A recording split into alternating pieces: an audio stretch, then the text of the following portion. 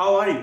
I'm sure you all are fine. Just today I want to talk on what really matters to a student. Since our childhood that we have been told that in your life you just need to study very hard. You have to study very hard. You just need to read very hard. In our childhood we have been told so many times that get 95% of marks, get 90% of marks, beat him, beat her, that we are so frustrated with all of these things. In our childhood we have been told that at the age of 16 you have to complete your class 12 examination, at the age of 21 you have to complete your university, at the age of 25 that you need to get married, you need to settle, and you need a partner, and then you need a beautiful partner and you need a child. But we have never been told at the age of 16 we really can find ourselves, we really can explore our ideas, we can work on our creativity. At the age of 21, instead of finding a partner, we can really find ourselves, we can make an impact in this world. We have been told so many times that jobs are important, careers are important, but we have never been told that a meaningful, purposeful, fulfilling life is much more important than all of those things. We have never been told that you need to understand how to be happy rather than how to go with the flow. It reminds me of great conversation between a teacher and a student. Just during the class, a teacher asked his all students that, hey, what do you want to be? Someone replied, sir, I want to be a doctor. Someone replied, sir, I want to be a lawyer. Someone replied, I want to be an engineer. And then the student replied, sir, I want to be happy. And the teacher became shocked and he asked again, hey, what do you want to be? And the student again replied, sir, I just want to be happy. And the teacher replied, oh, I think that you have got the question wrong. And the student replied, maybe ma'am, you have got life wrong. We don't know that actually what we are doing, what we are reading, and why we are reading. In India, every year, a lot of students commit suicide. In 2014, if you check the statistics, more than 2,400 students committed suicide only for the pressure. In this country, people are not dying for becoming sick. Here we are dying by pressure, by study pressure, by job pressure, by family pressure. In our childhood, that we have been so many times, we have been just going with same flow that you need to find either you need to do engineering, do a doctor course, or just CA or CS. Only 4 or 5 careers are exist that we are taught. That let me tell you 2 stories.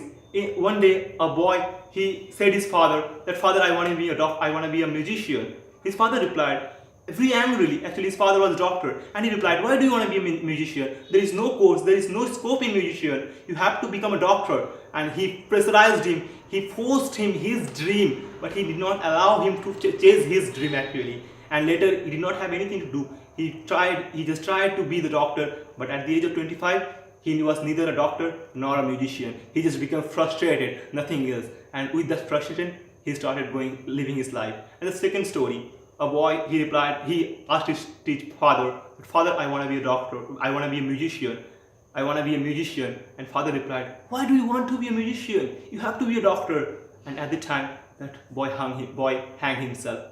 Both the cases, actually, both people died in both cases. First case, the boy, he was living, but he was living a frustrated life. He was alive, but he was not in his dream. He was not in his passion. He was not working something that he loved. He was working something that he did not even know that what I am doing. And in second case, the boy his father forced him and he hanged himself. He committed suicide.